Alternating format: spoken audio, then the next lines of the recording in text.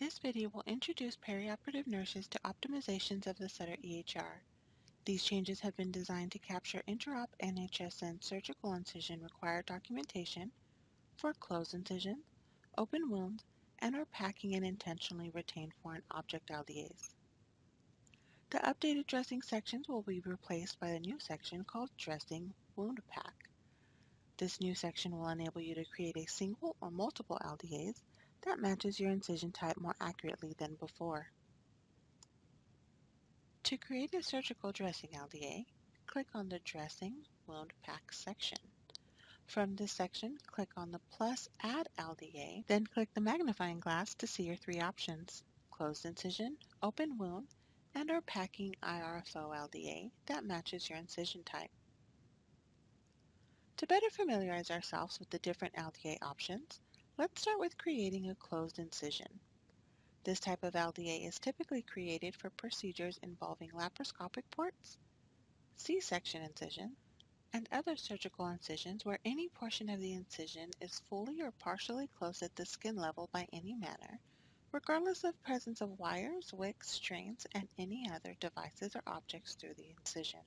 After selecting this option from the plus Add LDA, you will be prompted to the Closed Incision Properties screen. Complete the fields that best fit your closed incision dressing, and then click Accept. Next, complete the following rows that best fit your closed incision dressing, such as incision site closure, dressing, or dressing secured with. Please note the dressing and dressing secured with options have been updated for standardization. On the left-hand side, you will see the new consolidated dressing options. On the right-hand side, you will see the previous options. The complete options guide will be available in the wiki. Once completed, you can view your LDA in this view and add a new LDA if needed. Now let's create another LDA for open wounds. Surgical procedures where the superficial layers or the skin are left completely open or not completely closed at all tissue levels are common open wounds. Examples include wound vacs, gastroscosis, and laparotomies where the superficial skin are left open. Now let's create a new LDA type. Let's click on the new reading and follow the same steps that were previously completed to create the closed incision LDA. Complete the following properties and flowsheet rows that best describe your open wound. Lastly, we would follow the same steps previously to create our packing and intentionally retained foreign objects LDA.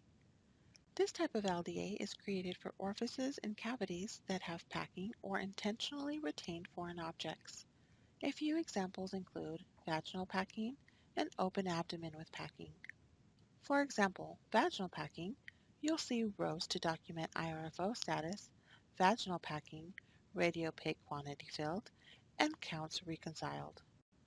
Previously, it was a challenge for PACU and other inpatient nurses to access the closed incision LDA created and documented by the surgical nurse.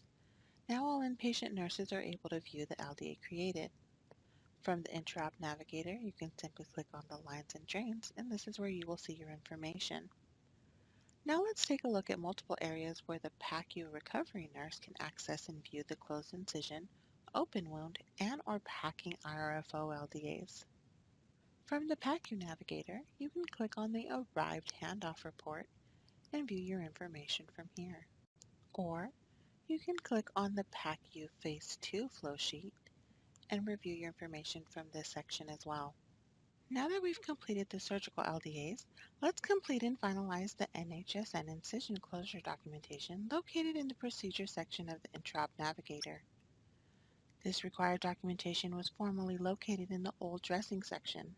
From the procedure section of the intra-op navigator, locate the incision closure row and select one of the following options: deepen superficial layers only, deep layers only, no layers, or NA to meet the NSHN surgical site documentation. The incision closures is an additional required information that the surgical nurse would need to complete and validate with the surgeon or the proceduralist during sign-out. It's important to note that if the documentation is not complete, it will appear as a hard stop in the Verify section. This concludes the new workflow and updates to the intra-op dressing section.